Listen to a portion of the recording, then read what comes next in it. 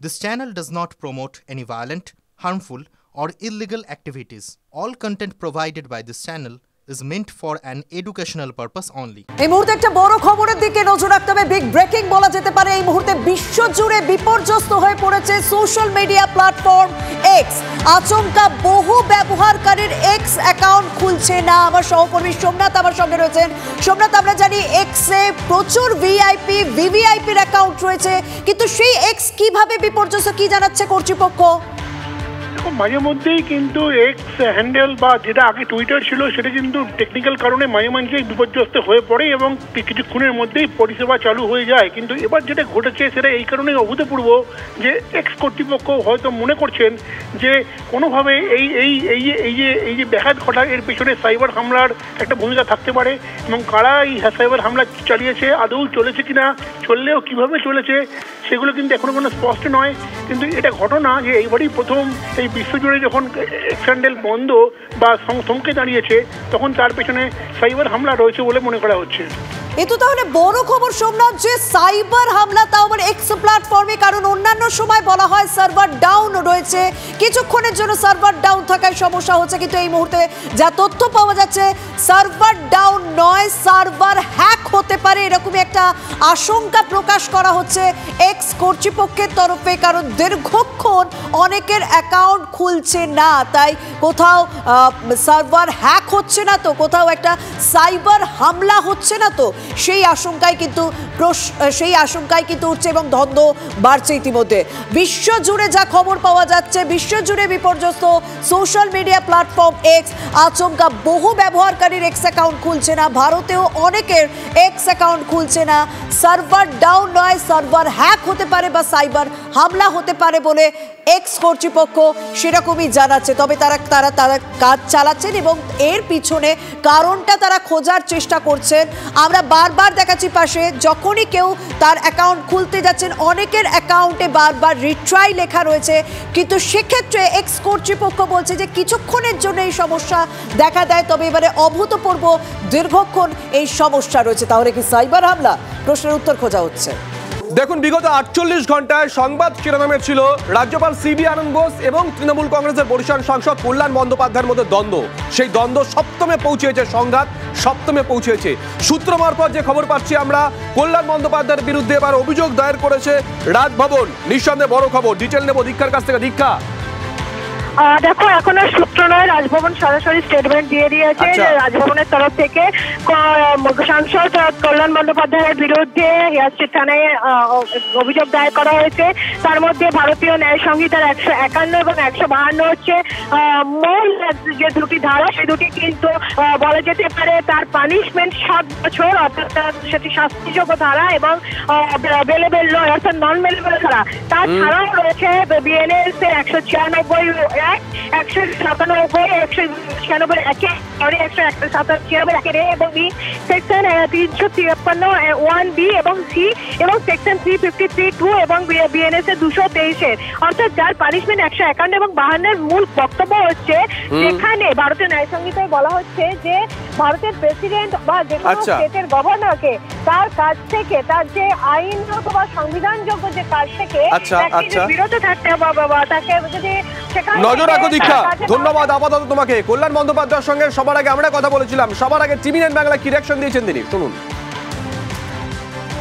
যারা ওরকম হাজারটা সিবি আনন্দ বোস দেখেছি, ফালতু একটা লোক, থার্ড গ্রেডের লোক একটা চির প্রতিদিন উস্কানিমূলক কথা তো ওই বলে গেছে। পশ্চিমবাংলার জনগণ তো উস্কানি উনি দিয়েছেন। ওই যতগুলো ধারা বলে না, সব ধারাগুলো ওর ক্ষেত্রে অ্যাপ্লাই করে। ওকে তোরাই ভয় করি নাকি? ওর কোনটাতে ক্রিমিনাল কেস হয়, কোনটা ক্রিমিনাল অফেন্স হয়, তার কোনো ধ্যান ধারণা নেই।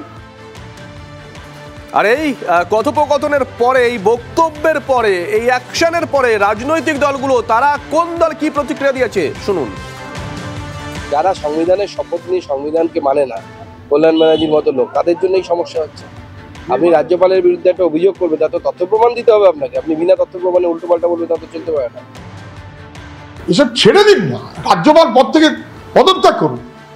আর পদত্যাগ করে বলুন, এতদিন ধরে তো তৃণমূলকে প্রশ্রয় দিয়েছি মুখ্যমন্ত্রী, আপনি আবার অন্তত কল্যাণকে সরান। কল্যাণ মার্কা বাহিনীরাই তৃণমূলের সম্পদ, তৃণমূল তার থেকে বেরোতে পারবে না। আর এই রাজ্যপাল মার্কা অপদার্থরাই বিজেপির ভরসা, তাদের নিয়ে বিজেপিও চলবে না। কোনো দ্বন্দ্বের বিষয় নেই। রাজ্যপাল রাজভবনে বসে রাজনীতি করলে তার পাল্টা প্রত্যুত্তর রাজনীতির ভাষাতেই হবে। রাজ্যপাল রাজভবনে বসে রসগোল্লা চুললে উনি পাল্টা মালাই চমচম পাবেন, উনি যদি ইট ছোড়েন পাল্টা পাটকেল পাবেন। রাজভবনটা জনগণের ট্যাক্সের টাকায় চলে, ওটা পার্টি অফিস নয় বিজেপির। যদি রাজনীতি করতে হয়, পলিটিক্যাল স্টেটমেন্ট দিতে হয়, মুরলীধর লেনে বিজেপির অফিসে বসে দিন। যদি রাজভবনে জনগণের ট্যাক্সের টাকা ধ্বংস করে এই ধরনের পলিটিক্যাল স্টেটমেন্ট দিতে হয়, তাহলে পাল্টা কল্যাণদা যেরকম স্টেটমেন্ট দিয়েছেন আগামী দিন আবার সেই স্টেটমেন্ট খেতে হবে। দেখুন, আজকে 18 তারিখ, কিন্তু 15 তারিখ এই ঘটনার সূত্রপাত। সেদিনকে কল্যাণ বন্দ্যোপাধ্যায় ঠিক কি বলেছিলেন শুনুন। রাজ্যপালকে আগে বলুন যে রাজ্যপালের ভবনে যেন বিজেপির সমস্ত ক্রিমিনালদের যেন রাজভবনে না রাখে। ওই রাজভবনে বসে ক্রিমিনালদের রাখছেন আর সবাইকে একটা করে বন্দুক দিচ্ছেন আর বোমা দিচ্ছেন, মেরে এসো তৃণমূলের লোকেদের। আপনি আগে সব বন্ধ করুন। আপনার মতো অপদার্থ রাজ্যপাল যতদিন থাকবে, বিজেপির চাকর বাকর রাজ্যপাল যতদিন থাকবে, ততদিন ভালো জিনিস পশ্চিমবাংলায় কখনো দেখতে পাবেন না। আর এর প্রেক্ষিতে রাজ্যপাল কি বলেছিলেন গতকাল? It is in gross violation of the Bharatiya Nyaya Samhita, various sections of that. It's a very serious criminal offence which has to be dealt with in that manner. I have ordered the Raj Bhavan to lodge a formal complaint with the police in Bengal. They have to do the investigation. An attempt is being made to thwart the Constitution of India, to question the rule of law and incite people to violence. This cannot go on. This will certainly be dealt with in the strongest possible way, including legal action.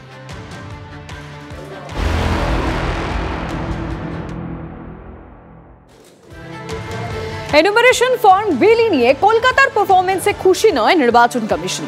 দক্ষিণ কলকাতায় এখনো পর্যন্ত বেশ কিছু জায়গা রয়েছে যেখানে এখনো ফর্ম দিয়ে উঠতে পারেননি বিএলওরা। এক্ষেত্রে নির্দিষ্ট সময় ধরে দেওয়া হয়েছে, সেই সময়ের মধ্যে অর্থাৎ আগামী 10 দিনের মধ্যে কাজ শেষের নির্দেশ দেওয়া হয়েছে। অন্যদিকে ভোটার লিস্ট রিভিশন নিয়ে বড় অভিযোগ বিজেপির। বহু জায়গায় বিএলওরা তৃণমূল নিয়ন্ত্রিত কমিউনিটি হলে বেআইনি এসআইআর ক্যাম্প চালাচ্ছেন বলে অভিযোগ করছে বিজেপি। আরো একবার আপনাদেরকে জানিয়ে রাখতে চাইবো, নির্বাচন কমিশন কলকাতার পারফরমেন্সে খুশি নয়, অনেক জায়গায় ফর্ম বিলি হয়নি। আমি কথা বলবো, আমাদের প্রতিনিধি শ্রাবন্তী সাহা রয়েছে। শ্রাবন্তী, ঠিক কি বলা হলো কমিশনের তরফে?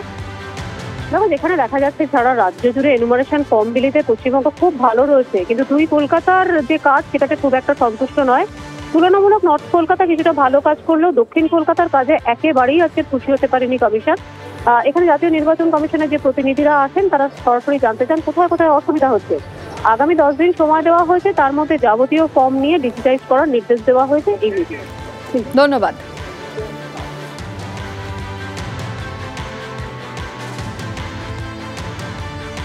আর এবার ভুয়ো ভোটার ধরতে নির্বাচন কমিশন প্রযুক্তির ব্যবহার করছে, মানে আর্টিফিশিয়াল ইন্টেলিজেন্স ব্যবহার করছে। কিভাবে? ফটো স্ক্যান করলেই ধরা পড়ে যাবে যে সেই ফটো ভুয়ো কিনা। মানে কোনো ভোটার যদি ভুয়ো ফটো ব্যবহার করে সেটা এআই স্ক্যানের সাহায্যে ম্যাপিং করে নেবে।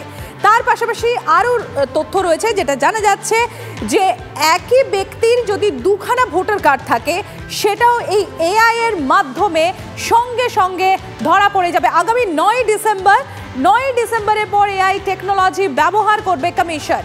এই আর্টিফিশিয়াল ইন্টেলিজেন্সের সাহায্যে দেশের যে কোনো প্রান্তে কোনো ভোটারের দ্বিতীয় কার্ড আছে কিনা সেটাই দেখবে নির্বাচন কমিশন।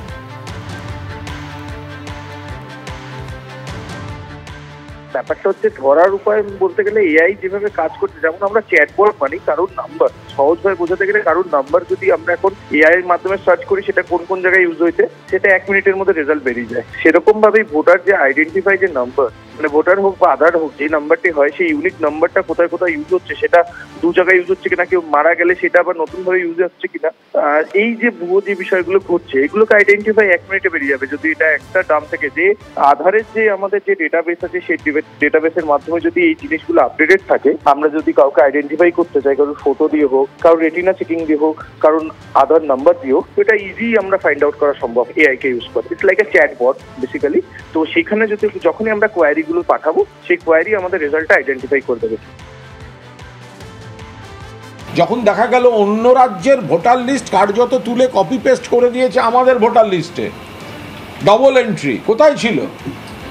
এআই নির্বাচন কমিশন বিজেপির স্বার্থে ক্যালেন্ডার দেখে দেখে যে রাজ্যে নির্বাচন আসছে সেখানে রং বদলাতে বদলাতে এক এক ধরনের আচরণ করতে করতে চলেছে নির্বাচন কমিশন। এ রাজ্যে এসআইআর চলছে, আর এসআইআর শুরুর পর থেকে এই রাজ্য মানে ভারত ছাড়ার হিড়িক পড়ে গিয়েছে বাংলাদেশিদের মধ্যে। একের পর এক বাংলাদেশি বস্তি যেখানে গজিয়ে উঠেছে সেখানে এখন ঘরে ঘরে তালা ঝুলছে। এমনই এক বস্তিতে গিয়েছিলাম আমরা, মানে TV9 বাংলা আটঘরা। দেখুন সেখানকার ছবি। এসআইআর শুরু হওয়ার পর থেকেই রাজারহাট নিউটাউন সহ এই এলাকাতে যে সমস্ত বস্তি রয়েছে বা সেখানকার যারা বাসিন্দারা রয়েছেন তারা অনেকেই কিন্তু নিজেদের ভাড়ার যে ঘর বা নিজেদের যে বাসস্থান সেগুলো ছেড়ে অন্যত্র চলে যেতে শুরু করেছেন, এবং সেক্ষেত্রে তাদের যারা প্রতিবেশীরা রয়েছেন তারা কিন্তু অনেকেই দাবি করছেন যে এই সমস্ত বস্তি এলাকার অনেক জায়গাতেই যে সমস্ত বসবাসকারীরা ছিলেন বা বস্তিবাসীরা ছিলেন তাদের মধ্যে একটা বড় অংশ তারা কিন্তু বাইরে থেকে বা অন্য জায়গা থেকে এসে তারা বসবাস করতেন। এমনকি এসআইআর শুরু হওয়ার পরেই তারা আতঙ্কে দুশ্চিন্তায় নিজেদের ভাড়ার ঘর বা যে জায়গাতে তারা বসবাস করতেন সেই এলাকা ছেড়ে তারা চলে যেতে শুরু করেছেন। আর আমরা এই মুহূর্তে রয়েছি একেবারে মাঠপাড়া বস্তি এলাকাতে, এবং এখানেও দেখতে পাচ্ছি আমরা পরপর যে বস্তির ভেতরে থাকা যে ঝুপড়ি ঘর সেই ঘরগুলোর বেশ কয়েকটা ঘর কিন্তু তালাবন্ধ অবস্থাতে রয়েছে। এই একটি ঘর যেমন তালাবন্ধ অবস্থায়, তার পাশের আরও একটি ঘর এবং তার পরবর্তীতে আরও একটি ঘর, এ ধরনের বেশ কয়েকটি ঘর তালাবন্ধ অবস্থাতে রয়েছে।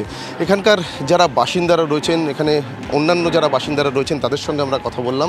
তারা কিন্তু যেটা দাবি করছেন যে এই সমস্ত তালাবন্ধ যে ঘরগুলো রয়েছে এই ঘরে যারা বসবাস করতেন তারা বাংলাদেশ থেকে আসা নাগরিক ছিলেন, এবং এখানে এসে তারা নানা ধরনের কাজের সঙ্গে যুক্ত ছিলেন। কেউ গৃহ সহায়িকার কাজ করতেন বা কেউ দিনমজুরের কাজ করতেন, কিন্তু এই এসআইআর শুরু হওয়ার পর থেকেই তাদের কাছে যথাযথ কোনো রকম নথিপত্র না থাকায় তারা দুশ্চিন্তার মধ্যে ছিলেন। আর সেই দুশ্চিন্তার জায়গা থেকেই কিন্তু তারা তাদের এই ঘর তালাবন্ধ করে এখান থেকে অন্যত্র চলে গেছেন। এখন তারা কোথায় গেছেন সে বিষয়ে তারা স্পষ্টভাবে কিছু জানাতে পারছেন না।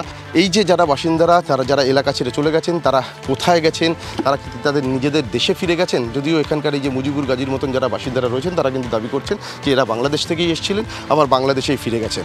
ক্যামেরায় মাখন পাত্রর সঙ্গে সুপ্রিয় গুহ, TV9 বাংলা। হ্যাঁ, এটা ঠিক আছে, অনেক জায়গায় থাকে তারা, কারণ এফআইআর সংবাদ শুনে তারা অনেকে সবাই চলে যাচ্ছে। এখন তো প্রায় নাই বললেও চলে। পরিবার নিয়ে থাকতো, এই নোংরার কাজ করতো, কেউ রাবিশ বালির কাজ করতো, বিভিন্ন ধরনের যে কাজ করতো সেই কাজ করতো। তাতেও এফআইআর হচ্ছে, এমএসসি হবে, এই ভয়ে ধরা পড়ে যাবে তখন, তাই সবাই আগেতে চলে যাচ্ছে।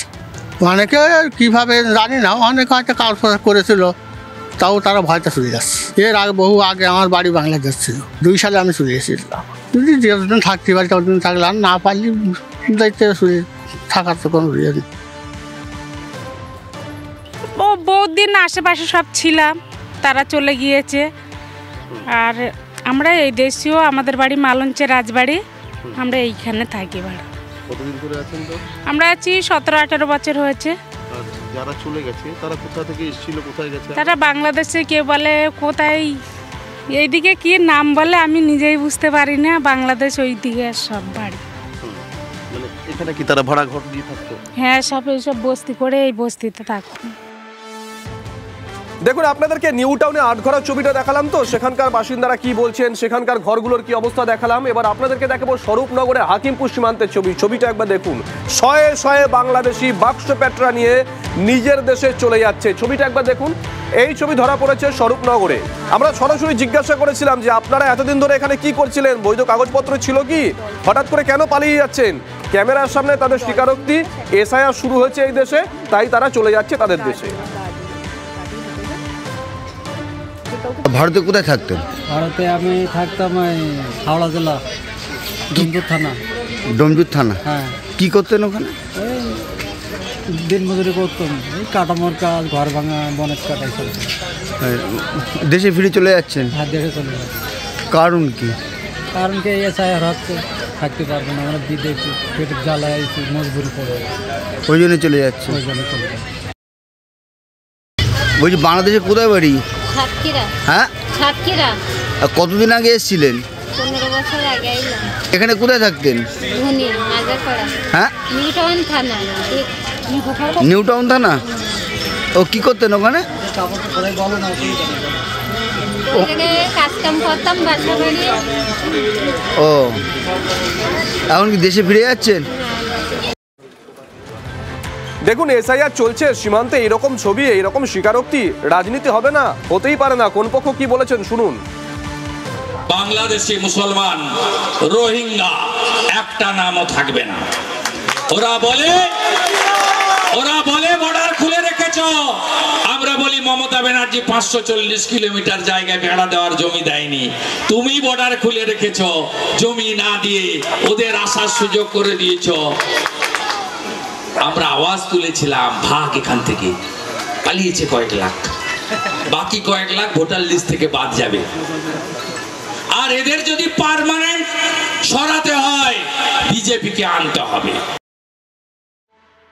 কিছু অন্য ছবি ব্যবহার করে অপপ্রচার হচ্ছে। 2 নম্বর হচ্ছে, যদি এই প্রশ্নটা আসে যে বাংলাদেশে কেউ ফিরে যেতে চাইছে, তাহলে তো সবার আগে এই প্রশ্নটা উঠবে, বাংলাদেশ থেকে অবৈধভাবে ঢুকলো কি করে। যদি সেটাকে দেখানো হয় ফিরে যাচ্ছে, তাহলে তো এই তদন্তটা করতে হবে, সেই লোকগুলি ঢুকলো কি করে, কিসের বিনিময়, ওখানে পার হেড এই ঢোকানোর জন্য কোনো বিকল্প অর্থনীতি চালু আছে কিনা, এইসব কৈফিয়ত তো বিএসএফকে নিতে হবে। এসআইআর আবহে নতুন তথ্য দিচ্ছেন নিশীথ প্রামাণিক। কি বলেছেন জানেন? তিনি বলেছেন যে আমাদের রাজ্যে যে সমস্ত সীমান্তবর্তী জেলাগুলো রয়েছে, সেই সমস্ত জায়গায় বেশিরভাগ অনুপ্রবেশকারীদের বাস। সীমান্তবর্তী গ্রামগুলোর প্রায় 50% বেশি বাসিন্দা অনুপ্রবেশকারী। এসআইআরে প্রায় 1.5 কোটি ভোটারের নাম বাদ যাবে।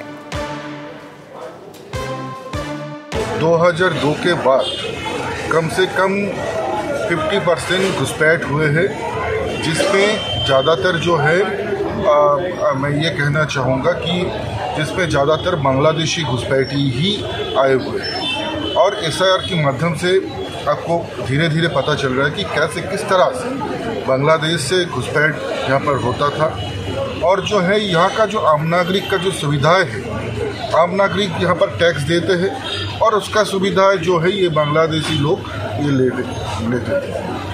भारत में, इस देश से जिन मुस्लिम को प्यार है, हम उनको स्वागत करते हैं।